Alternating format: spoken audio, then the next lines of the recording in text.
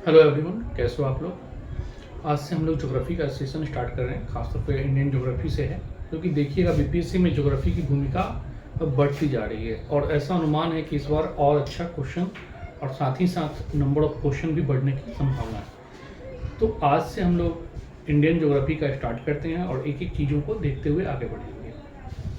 Geography की शुरुआत करने से पहले इंडियन ज्योग्राफी के बारे में थोड़ा सा बेसिक जानकारी हासिल करना जरूरी होता है। खासतौर पे भौगोलिक स्थिति कैसी है इंडिया की, इसके चारों तरफ कौन कौन से कंट्री है, उसका बाउंड्री क्या होता है, तो ये सब हम थोड़ा सा पहले बेसिक देख लेते हैं। तो आइए सबसे पहले बात करते हैं इंडिया के स्थिति पर। तो सबसे पहले इसमें आता है इंडिया का जो आकार है वह कैसा है। तो आकार अगर देखा जाए तो इसका जो आकार है वो चतुष्कोणीय है। इस प्रकार अगर देखें तो ये जो आपका बनता है चतुष्कोणीय आकार, ये देखिए, तो इसलिए इसका आकार जो भारत का आकार है चतुष्कोणीय है। फिर है कि अक्षांशीय स्थिति क्या है, देशांतरीय स्थिति क्या है। अक्षांश देशांतर आप लोग पढ़े होंगे पहले, तो देखिएगा कि वर्ल्ड का मैप पर कि ये रहा आपका विषुवत रेखा, जिसको 0 डिग्री अक्षांश रेखा भी कहते हैं। इसके नॉर्थ जो होगा वो होगा उत्तरी गोलार्ध और साउथ में होगा आपका दक्षिणी गोलार्ध। तो इस लिहाज से देखा जाए तो भारत का अक्षांशीय स्थिति क्या है, तो ये नॉर्थ हेमिस्फीयर उत्तरी गोलार्ध में स्थित है। तो अक्षांशीय स्थिति क्या है, उत्तरी गोलार्ध में है।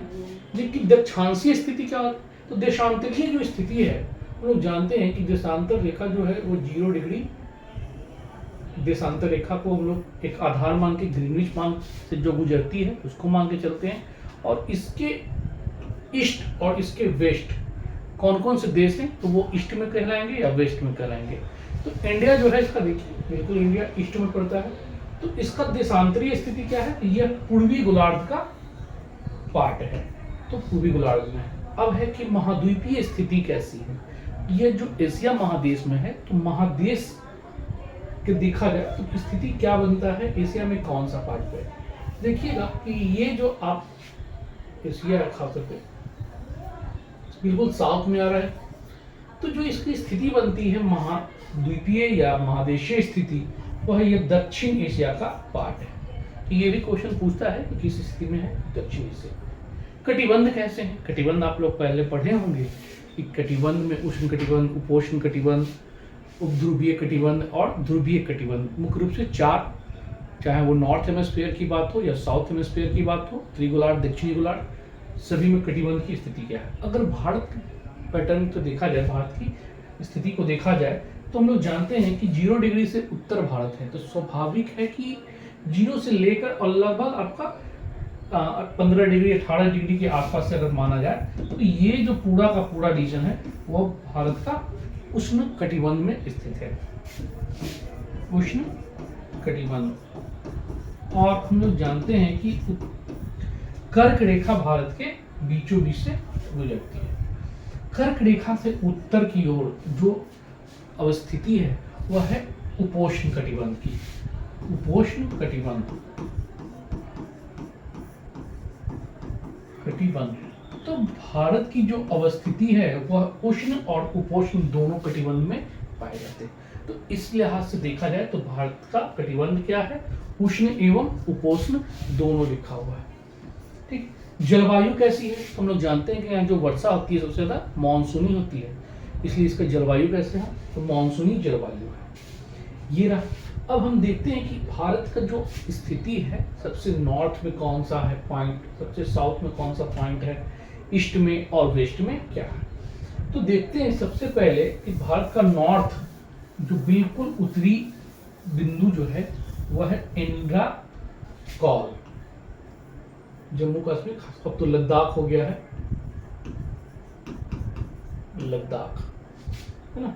तो लद्दाख में अब देखिएगा इंदिरा कौल है लद्दाख का, तो ये रहा इंदिरा कौल। अब पूछता है कि भारत का दक्षिण बिंदु, तो यहाँ पर 2 चीजें ध्यान रखिएगा। एक, भारत जो ये पूरा भारत है इसे हम कहेंगे मुख्य भूमि, ये जो है आपका भारत का मुख्य भूमि है ना। इसके बाद अगर भारत की बात की जाए तो भारत में तो हम लोग जानते हैं कि यहाँ पर अंडमान यहाँ पर अंडमान निकोबार द्वीप समूह और लक्षद्वीप समूह दोनों है, तो ये भी तो भारत का ही पार्ट है। तो भारत का दक्षिणतम बिंदु अगर क्वेश्चन रहे तो दक्षिणतम बिंदु पर हो जाता है आपका ग्रेट निकोबार का सबसे दक्षिणतम बिंदु जो है इंदिरा पॉइंट। लेकिन अगर क्वेश्चन पूछा जाए कि मुख्य भूमि, भारत के मुख्य भूमि का दक्षिणतम बिंदु क्या है, तो यहाँ कन्याकुमारी में आपका केप कमोरिन, केप कमोरिन। तो याद रखिएगा अगर मुख्य भूमि है तो फिर आपका केप कमोरिन होगा, अगर नहीं है मुख्य भूमि तो दक्षिणतम बिंदु इंदिरा पॉइंट हो जाएगा। कभी ऐसा भी हो सकता है कि इंदिरा पॉइंट को गायब कर दे और क्वेश्चन पूछा जाए कि भारत का दक्षिणतम बिंदु क्या है, मिलान वाला, खासतौर पे नॉर्थ ईस्ट साउथ वेस्ट इस तरह से करके आ जाए, तो आप वहां पर बिल्कुल भी चक नहीं रहे, आप केप कमोरिन को लगा सकते हैं। तो ये रहा। अब है कि उसका पूर्वी बिंदु कहाँ है, तो पूर्वी बिंदु किबिथु, खासतौर पे देखिएगा किबिथु को माना गया जो अरुणाचल प्रदेश का पार्ट है, या कहीं कहीं पे देखिएगा वालांगू भी दिया गया है, तो इसमें ज़्यादा दिक्कत नहीं होनी चाहिए। वालांगू अरुणाचल प्रदेश का ही है, तो वालांगू या किबिथु जो भी हो आपका सबसे ईस्ट पॉइंट है। फिर इसके बाद सबसे दक्षिण पॉइंट, सबसे पश्चिम पॉइंट जो है वह है गौहर मोती लिखता है, और ये पड़ता है आपका गुजरात के सर्किट क्षेत्र में। तो इसका पश्चिम जो बिंदु है वो है गौहर मोती। फिर इसके बाद अगर देखा जाए तो इसका अक्षांशीय स्थिति और देशांतरीय स्थिति क्या है, तो हम लोग जानते हैं कि अक्षांशीय भारत का जो है मुख्य भूमि का पार्ट जो है वो है आपका 8 डिग्री 4 मिनट, 8 डिग्री 4 मिनट। लेकिन अगर भारत का बोला जाए कि भारत का दक्षिणतम पॉइंट क्या है, तो चूंकि हम लोग जानते हैं ग्रेट निकोबार है और ग्रेट निकोबार का है 6 डिग्री 4 मिनट, तो 6 डिग्री 4 मिनट या मुख्य भूमि का 8 डिग्री 4 मिनट। नॉर्थ जो इंदिरा कॉल है वह है 37 डिग्री 6 मिनट पर, जम्मू कश्मीर लद्दाख का जो अब वर्तमान में तो 37 डिग्री 6 मिनट। फिर है सबसे ईस्ट जो देखा जाए है ना, जिसको किबुतु या वालांगू कहा गया, वो है 97.25 97 डिग्री 25 मिनट पर। और सबसे पश्चिम जो है वो है आपका गौहर मोती जो है 68 डिग्री 7 मिनट पर अवस्थित है। तो ये अगर देखा जाए तो लगभग आप देखिएगा कि दोनों के बीच 2 घंटे का फासला आता है, तो आप लोग परेशान। कुल अगर लंबाई चौड़ाई देखी जाए तो भारत का नॉर्थ से साउथ के बीच जो है वह है 3214 किलोमीटर नॉर्थ से साउथ की ओर, और ईस्ट से वेस्ट देखा जाए 2933 किलोमीटर है। तो इस लिहाज से दोनों की स्थिति बनती है इस प्रकार। अगर देखा जाए कुल क्षेत्रफल की दृष्टि से भारत की स्थिति कितनी, तो कुल क्षेत्रफल की दृष्टि से भारत है 32,87,263 किलोमीटर स्क्वायर, और क्षेत्रफल की दृष्टि से विश्व में स्थान देखा जाए तो भारत का 7वां स्थान है। तो यह कई सारे फैक्ट हैं जो आपने यहाँ पर पूछते हैं, और फैक्ट भी अगर जो कह रहे हैं फैक्ट नहीं पूछा जाएगा, मान चलिए ठीक है फैक्ट नहीं आएगा, लेकिन मिलान के लिए आपको दे सकता है कि कौन सुमेलित नहीं है, उसके लिए भी आप फैक्ट थोड़ा बहुत ध्यान में रखिए। नेक्स्ट क्वेश्चन है कि जो दक्षांशीय स्थिति लेते हैं हम लोग, तो देशांतर जो रेखा होता है वो किसी भी देश का स्थानीय समय निकालने के लिए महत्वपूर्ण योगदान देता है। तो भारत का देखा जाए तो आप जैसे यहाँ से यहाँ के बीच जोड़ते हैं तो देखिए आपका लगभग आपका है 68 डिग्री 7 मिनट और 97 डिग्री 25 मिनट। अगर इन दोनों को आप बीच का जो क्षेत्र है उसे 2 से विभाजित कीजिएगा तो स्वाभाविक है 82.5 डिग्री आ जाएगा। तो ये देखिए 82.5 डिग्री भारत के बीचों बीच से थोड़ा सा ईस्ट से है गुजरती है, और ये जो है खास से देखिएगा कि 82.5 डिग्री पूर्वी देशांतर को भारतीय मानक समय के रूप में पहचान किया जाता है, जो इलाहाबाद के नैनी से गुजरती है। अब ये क्वेश्चन आता है कि आखिर जो भारतीय मानक समय है कुल कितने राज्यों से होकर गुजरती है, तो भारतीय मानक समय कुल 5 राज्यों से होकर गुजरती है। उत्तर प्रदेश, मध्य प्रदेश, छत्तीसगढ़, आपका उड़ीसा है और आंध्र प्रदेश है। ये रहा आपका यूपी, एमपी, छत्तीसगढ़, थोड़ा सा पार्ट है आपका उड़ीसा का और आंध्रा का। तो ये 5 स्टेट से गुजरती है। अगर सबसे नजदीक देखा जाए, जो सबसे नजदीक देखिए बिल्कुल यहीं से स्पष्ट हो रहा है, ये जो आपका है तो स्वाभाविक बात है कि इसकी जो जो स्टेट गुजरते हैं उसमें सबसे कैपिटल में अगर बात की जाए तो छत्तीसगढ़ का रायपुर जो है वह सबसे नजदीक है इसमें। ये कभी प्रश्न बन सकता है। नेक्स्ट देखते हैं कर्क रेखा के संदर्भ में। तो कर्क रेखा भारत के 8 राज्यों से होकर गुजरती है, जिसमें गुजरात है, राजस्थान है, मध्य प्रदेश है, छत्तीसगढ़ है, झारखंड है, पश्चिम बंगाल है, त्रिपुरा है और मिजोरम है। ये 8 स्टेट हैं जिससे होकर कर्क रेखा गुजरती है। और देखिए कर्क रेखा में झारखंड का जो रांची है बिल्कुल कर्क रेखा पर ही अवस्थित है। तो झारखंड का रांची कर्क रेखा पर अवस्थित है। ये फैक्ट कई बार पूछा गया एग्जाम में।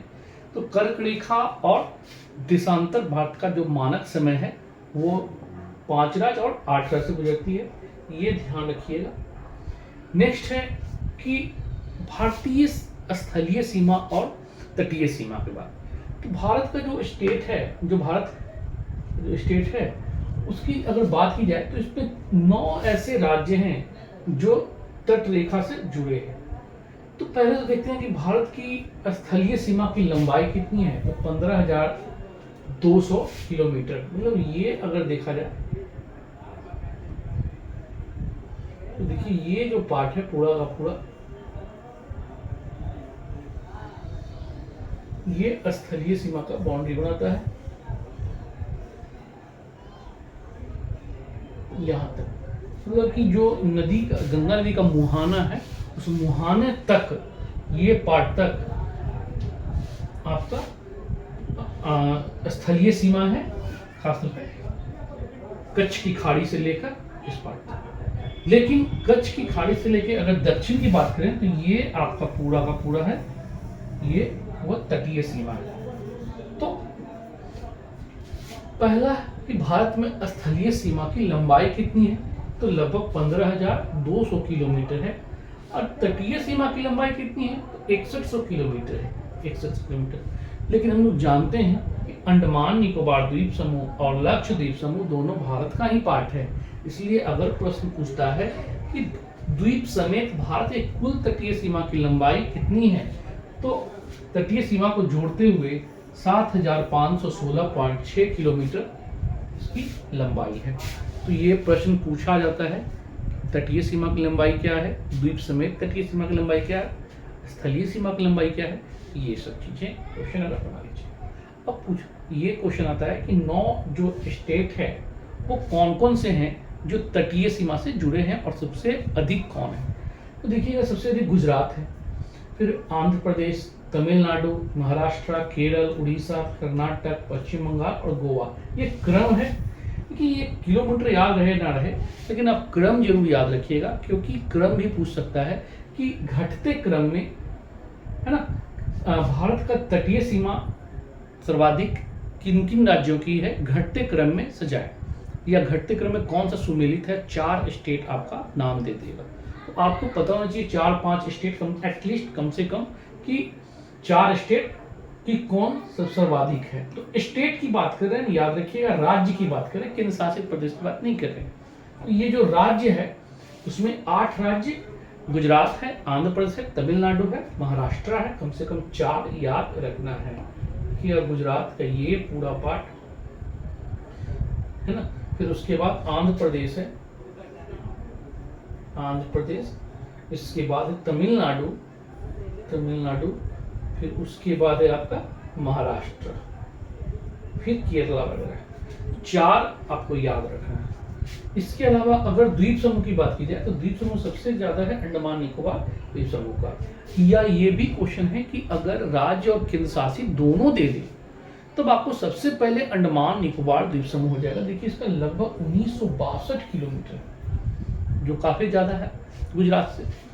तो पहला अगर दोनों को मिलाकर क्वेश्चन पूछता है तो आपको सबसे पहले होगा आंध्र प्रदेश, अंडमान निकोबार द्वीप समूह, उसके बाद गुजरात होगा। तो इस चीज को ध्यान रखिएगा कि सर्वाधिक तटरेखा वाला राज्य या केंद्र शासित अगर दे दे, केंद्र शासित, यहाँ पर राज्य हटा दीजिएगा, इस टाइप है, केंद्र शासित कौन है, अंडमान निकोबार द्वीप समूह। ठीक, तो अब नेक्स्ट टॉपिक हम जब देखते हैं इंपॉर्टेंट जो बनता है कि इसी से बेसिक में है पहला कि भारत के 5 सर्वाधिक क्षेत्रफल वाला राज्य कौन कौन सा है अब एक नहीं पूछ के वही बार बार कह रहे हैं कि अब क्रम दे देगा, 4-5 स्टेट का नाम दे देगा और आपको 4-5 स्टेट के बारे में कंटिन्यूअस पता होनी चाहिए, तभी आप उसको देख पाएंगे, है ना, कि क्रम में कौन कौन सा है, घटते क्रम बढ़ते क्रम इस तरह से जो होता है प्रश्न में वो।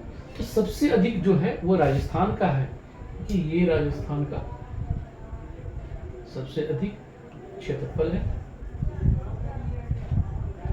कटापटा मुझे काल और भी ज्यादा है। फिर उसके बाद आपका एमपी का आता है, तो सबसे अधिक राजस्थान, फिर एमपी, तब आपका महाराष्ट्र, तब चौथा है उत्तर प्रदेश, पांचवा में आपका गुजरात। तो 5 स्टेट हैं। ये किलोमीटर वगैरह याद करने की जरूरत नहीं है, बस एक सांकेतिक रूप में दिया गया ताकि आप उसको देख सकें। तो 5 सबसे बड़े राज्य कौन कौन से हैं? राजस्थान है, उसके बाद मध्य प्रदेश है, फिर महाराष्ट्र है, फिर उसके बाद उत्तर प्रदेश है, फिर गुजरात है। इस चीज को ध्यान में रखिएगा। उसके बाद कुछ अन्य महत्वपूर्ण तत्व है। सबसे छोटा राज्य कौन सा है? वो गोवा है। ये देखिए छोटा सा पार्ट गोवा का। इसके अलावा के सबसे बड़ा केंद्र शासित प्रदेश कौन सा है? केंद्र शासित प्रदेश में स्वाभाविक है कि अंडमान निकोबार द्वीप समूह सबसे बड़ा केंद्र शासित प्रदेश में स्थित है। फिर कुछ फैक्चुअल क्वेश्चन जो पूछे जाते हैं, मिलाने के लिए भी पूछा जा सकता है कि सबसे बड़ा जिला कौन सा है? तो सबसे बड़ा जिला है कच्छ, जो गुजरात में पड़ता है ना। फिर उसका सबसे छोटा जिला माहे पांडिचेरी का है। तो ये कुछ फैक्चुअल क्वेश्चन है। फिर उसके बाद देखते हैं नेक्स्ट टॉपिक हमारा अंतर्राष्ट्रीय सीमा। भारत का अंतर्राष्ट्रीय सीमा किसके देश के बीच में स्थित है? तो हम लोग जानते हैं मोटे तौर पर कि भारत का जो है वो 7 देशों के साथ स्थलीय सीमा बनता है। वो 7 देश कौन कौन सा है? टोटल 7 देश हैं और कुल 16 राज्य और 2 केंद्र शासित प्रदेश। 2 केंद्र शासित प्रदेश कौन सा है? श्रीनगर, जम्मू कश्मीर और लद्दाख। ये 2 अब केंद्र शासित प्रदेश हो गए हैं। तो इस प्रकार अब देखा जाए तो सबसे बड़ा जो सबसे अधिक सीमा जिसका लगता है वो है बांग्लादेश। इसका कोड जो आप लोग जानते ही होंगे, पूछा जाता है BCPN MBA, बचपन से MBA करने का जो शौक था, BCPN, बचपन से MBA करना चाहते थे। B से बांग्लादेश, C से चाइना, P से पाकिस्तान, N से नेपाल, M से म्यांमार, D से भूटान, A से अफगानिस्तान। तो ये क्रम है बांग्लादेश, चाइना, पाकिस्तान, नेपाल, म्यांमार, भूटान, अफगानिस्तान। ये 7 ऐसे जो स्टेट हैं, सॉरी ये 7 ऐसे देश हैं जिसके साथ भारत की सीमा लगती है। तो ये क्रम में है। अब इसके बाद कौन कौन सा स्टेट है और किस किस देश के साथ सीमा तय लगाती है, इस पे हम लोग चर्चा करते हैं। तो देखिएगा कि सबसे पहले बांग्लादेश के साथ देखते हैं कि बांग्लादेश के साथ किस किस स्टेट का लगता है बाउंड्री। तो देखिए ये रहा आपका पश्चिम बंगाल का जो सर्वाधिक है आपका यहाँ तक। देखिए बिहार बिल्कुल हट गया थोड़ा सा, इसलिए दूरी है बिल्कुल है नहीं। और सिक्किम में देखिए ऊपर से टूटा हुआ हटा हुआ है। तो ये पार्ट आपका पूरा का सबसे ज्यादा किसकी सीमा लगती है? पश्चिम बंगाल की लगती है। फिर थोड़ा सा पार्ट देखिए ये रहा आपका असम का है, तो असम है। फिर उसके बाद मेघालय है, तीसरा मेघालय। फिर चौथा भी देखिएगा असम का, ये यहाँ पर जाके बाउंड्री टच होती है, यहाँ नहीं टच, थोड़ा सा यहाँ पर है और बाकी यहाँ पे है, तो असम। उसके बाद फिर देखिएगा त्रिपुरा और ये मिजोरम, यहाँ से यहाँ तक मिजोरम टच होता है, मिजोरम से ये अलग हो गया। तो स्वाभाविक है कि सबसे 5 कौन कौन से राज्य हो गए? तो एक पश्चिम बंगाल, दूसरा असम, तीसरा मेघालय, चौथा त्रिपुरा और 5वां मिजोरम। देखिए पश्चिम बंगाल, मिजोरम, मेघालय, त्रिपुरा और असम 5 स्टेट हैं जो बांग्लादेश के साथ सीमा साझा करते हैं। इसी प्रकार अगर भूटान का देखा जाए तो कौन कौन सा स्टेट होगा? तो ये देखिए सिक्किम का पार्ट है, सिक्किम है, यहाँ से यहाँ पूरा का पूरा आपका पश्चिम बंगाल है। तीसरा यहाँ से यहाँ देखिएगा असम है और ये अरुणाचल प्रदेश है। तो 4 स्टेट हैं जो इसके साथ बाउंड्री बनाते हैं, पश्चिम बंगाल, सिक्किम, अरुणाचल प्रदेश और असम, 4 स्टेट। इसके बाद बात करते हैं कि म्यांमार के साथ कौन कौन सी सीमा बनाता है। तो म्यांमार के साथ देखिएगा खास तौर पर ये रहा म्यांमार, यहाँ से त्रिपुरा अलग, ये जो बांग्लादेश है तो स्वाभाविक त्रिपुरा इसके साथ बाउंड्री सीमा नहीं करती है, ये यहाँ तक ही है। तो यहाँ से देखेंगे तो मिजोरम है, मणिपुर है, नागालैंड है और अरुणाचल प्रदेश। अरुणाचल प्रदेश, नागालैंड, मणिपुर, मिजोरम, ये 4 स्टेट हैं जो म्यांमार के साथ सीमा रखते हैं। त्रिपुरा नहीं, क्यों? क्योंकि ये जो पार्ट है पूरा का पूरा, ये पार्ट देखिए यहीं से आपका म्यांमार बनता है, ये यहाँ से आपका ये जो पार्ट है वो बांग्लादेश का पार्ट है, इसलिए बांग्लादेश में मिजोरम और त्रिपुरा दोनों लगती है, लेकिन म्यांमार में केवल और केवल मिजोरम है। तो ये रहा स्टेट। उसके बाद देखा जाए तो चीन के साथ कौन? चीन का तिब्बत जो क्षेत्र है, हम इसकी बात करें तो देखिएगा ये पूरा का पूरा पहले आ गया लद्दाख का क्षेत्र, फिर इसके बाद हिमाचल प्रदेश का क्षेत्र, फिर उत्तराखंड का क्षेत्र, 3 स्टेट, फिर देखिएगा यहाँ से आपका नेपाल शुरू हो गया, तो बिल्कुल यहाँ कट गए। लेकिन ये जो पार्ट है आपका सिक्किम, चौथा स्टेट सिक्किम है ना, और ये 5वां स्टेट अरुणाचल प्रदेश है। यहाँ से फिर ऊपर चला गया है चीन और यहाँ से नीचे से आ गया आपका म्यांमार। तो ये 5 स्टेट कौन कौन हुए? लद्दाख एक केंद्र शासित प्रदेश के रूप में देख सकते हैं, हिमाचल प्रदेश है, उत्तराखंड है, सिक्किम है और अरुणाचल प्रदेश। तो ये 5 स्टेट हैं जो चीन के साथ सीमा साझा करते हैं। अब बात करते हैं नेपाल के साथ कौन कौन। तो ये देखिए नेपाल है, नेपाल के साथ सबसे पहले उत्तराखंड है, फिर उत्तर प्रदेश है, यहाँ से यहाँ बिहार है, ये छोटा सा पार्ट पश्चिम बंगाल का आ गया, और ये पार्ट आपका सिक्किम का। तो 5 स्टेट कौन कौन हो गए? पहला तो आप देखिएगा उत्तराखंड है 1, उत्तर प्रदेश 2, तीसरा बिहार, चौथा पश्चिम बंगाल और 5वां सिक्किम। तो ये इस प्रकार 5 स्टेट हैं जो नेपाल के साथ सीमा साझा करते हैं। फिर इसके बाद आपका पूछता है क्वेश्चन कि पाकिस्तान के साथ कौन कौन है। तो देखिए पाकिस्तान के साथ ये रहा पूरा का पूरा लद्दाख, फिर यहाँ से जम्मू कश्मीर 2 केंद्र शासित प्रदेश है, पंजाब तीसरा, चौथा राजस्थान और 5वां ये गुजरात, 5। लेकिन कभी कभी क्या करेगा आपको जम्मू कश्मीर और लद्दाख दोनों को इंक्लूड करके अभी भी बहुत सारे जगहों पर जम्मू एंड कश्मीर दे देता है। तो इस लिहाज से देखा जाए तो 4 स्टेट हो गए। लेकिन यहाँ पर 2 ध्यान रखिएगा कि जम्मू कश्मीर को और लद्दाख 2 अलग अलग केंद्र शासित प्रदेश भी होंगे। तो अगर केंद्र शासित प्रदेश जोड़ कर दे तो 2 केंद्र शासित प्रदेश और 3 पंजाब, राजस्थान और गुजरात 3 स्टेट हैं। तो 5 राज्य और केंद्र शासित प्रदेश मिलकर पाकिस्तान के साथ सीमा साझा करते हैं। फिर अफगानिस्तान के साथ, तो अफगानिस्तान के साथ जम्मू कश्मीर वो नहीं, जम्मू कश्मीर जो पहले राज्य था, अब लद्दाख का क्षेत्र देखिए ये पार्ट थोड़ा सा है ना, ये पार्ट आपका अफगानिस्तान के साथ बाउंड्री साझा करता है, थोड़ा सा ये पार्ट। तो इस प्रकार भारत 7 देशों के साथ कैसे कैसे बाउंड्री सीमा साझा करती है, इस पर हम लोग चर्चा कर ली। ये काफी ज्यादा इंपॉर्टेंट होता है, ठीक है। तो ये रहा कुछ बेसिक चीजें जो आपको खासतौर पे हम लोग मैप के थ्रू देखें। अब हमारा अगला क्लास होगा उस पर भारत का खासतौर पे पर्वतीय प्रदेश वगैरह पर हम लोग चर्चा करेंगे कि कैसे पर्वतीय भूभाग कौन कौन से हैं, पर्वतीय प्रदेश क्या है, मध्य मैदान कैसे कैसे हुआ। हम लोग जल्द ही नेक्स्ट वीडियो के साथ इस चीज़ को साझा करेंगे। ठीक है दोस्तों, फिर जल्दी मिलते हैं।